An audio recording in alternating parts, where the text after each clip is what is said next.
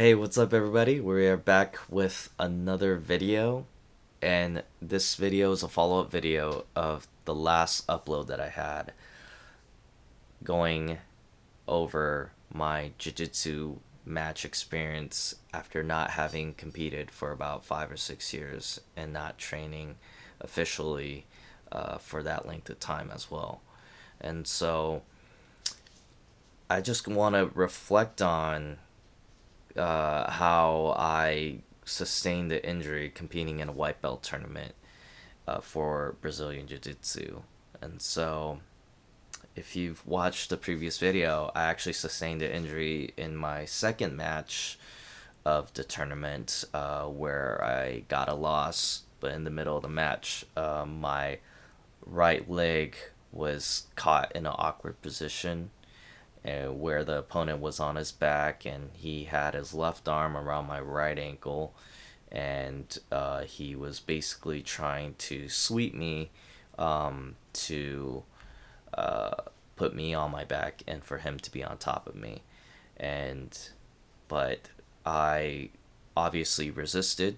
I posted with my right arm planted on the mat, and as I was in that position, he kind of pulled on my right leg, and I heard a pop on my knee.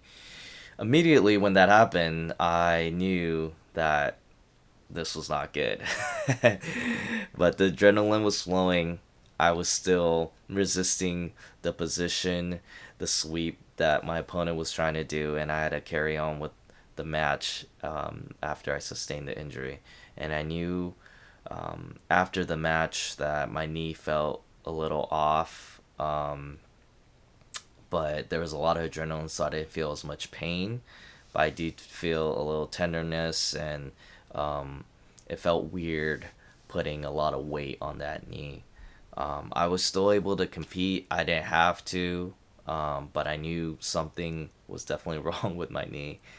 Um, so, I had two matches after that. Um, Still able to get through it and finished all my matches. I just recall that I was limping after my adrenaline went away, maybe about 15 to 20 minutes after my final match. And I was just carrying my large duffel bag and just limping across to the stands trying to catch my breath because I was also exhausted as well. And yeah, I was limping right away, and I definitely felt the pain. I knew this was probably a more serious knee injury, and was limping around, had to limp all the way back to my car, and had to drive about an hour to get back home, as San Diego's about an hour or more away from my home. So I had to make that commute and drive with that right leg. Fortunately enough, I was able to drive, um, but I had to deal with a little bit of pain. The following day, I actually had to fly out for a trip that I planned right after my tournament. And that's actually when I felt the worst pain, and I felt swelling on my leg, and I could barely walk. I had trouble walking, and I was just concerned that if I could make it through the entire trip that I set for myself. Um, I had a flight in the morning that Sunday morning, and it's the first time I had to ask for assistance, and I had to be taken in a wheelchair to my plane, my flight, and on one hand it was great because you get dibs on the seats, you get priority, so that's kind of nice. But I was just limping across whenever I got off the wheelchair. And it was nice too when I arrived to my destination that that someone was there um, getting my luggage and dragging me across the airport through a wheelchair. So that was kind of nice, but a huge struggle when I was walking around that day My friend even, I met with my friend in Texas, and he picked me up from the airport, and he brought a cane for me. So the cane actually helped me get around as we were going to different places just to hang out, even when I had a bum knee. And so that was a huge struggle, and I was just concerned that this was gonna be like this, maybe for the rest of my trip or the ongoing weeks.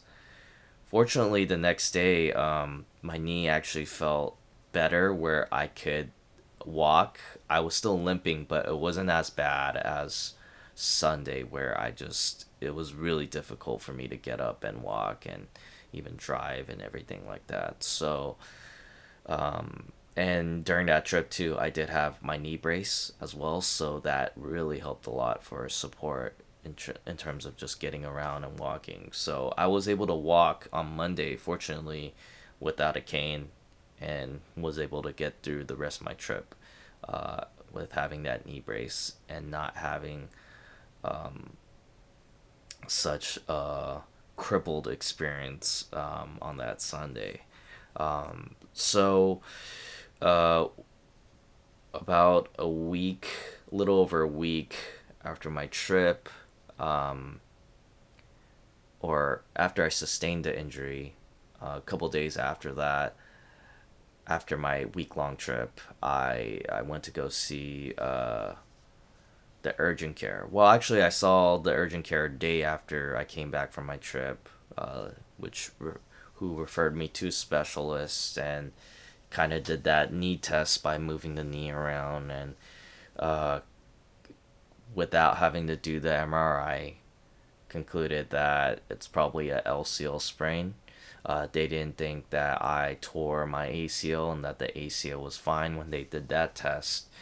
Um, but I did the MRI uh, the following day and got the results immediately, um, only to find out that the diagnosis was on point, where there was a partially torn LCL, which is probably pretty much just a sprain, and an ACL sprain. And prior to that MRI, where their knee specialist told me that that I would probably need maybe like a month off on a really heavy duty knee brace that adds a lot of support, and just be on that for about a month and just rest it and see how it is afterwards. But it sounded like I didn't need surgery. However, I would need one more follow up appointment and get a final prognosis on what it is I need to do after looking at the MRI. So that's something I'm waiting for. I'm still hopeful that I don't need surgery, and it looks like my ACL is still intact. However, I am dealing with the LCL sprain and the ACL sprain. So, from my knowledge, I think I'm looking at like a month or two off, not having activity, not doing anything seriously. Fortunately enough, I could still walk and I could drive and could do the daily task, but I've just been resting and making sure I don't do anything crazy.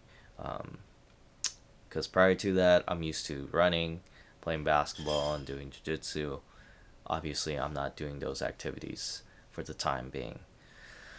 So after not competing for like 5 or 6 years, got back into jiu-jitsu and competing and training for that, only to sustain a knee injury, which is, that's part of the game. So that's something um,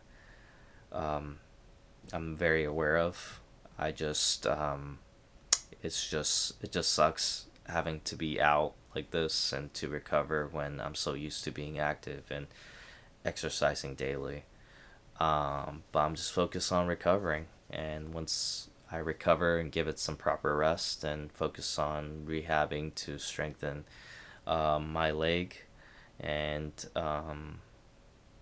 get back to training and everything. And I'm just happy that it isn't anything worse where I do have to go under the knife, because that could be the worst nightmare of an athlete's dream, or someone that's very active, to be out for that long and to be under the knife. So I'm pretty happy about that. And yeah, we just move on, take it day by day, and not get too discouraged about it, but know that this is just part of the journey. So I definitely want to share that portion of my experience with getting back into jiu-jitsu competitions, and who knows, we'll see if that's something I want to do again. But definitely still have that goal in mind where I want to promote to the next belt. And so that's been something that's been consuming my mind recently. And so I just wanted to share that and kind of share my feelings and experience with, and also an update of my knee injuries. So hoping it goes well, and maybe I'll do a follow up and maybe post videos of like my rehab exercises. So it's something that you guys could learn from and take away from, and maybe it could be helpful for those that are dealing with something similar. So appreciate you guys watching this content, and if you guys haven't, please subscribe to the channel and drop a like for this video. And I'll look to post my matches soon of my recent tournament that I went through. So till then, guys, I'll catch you guys on the next one.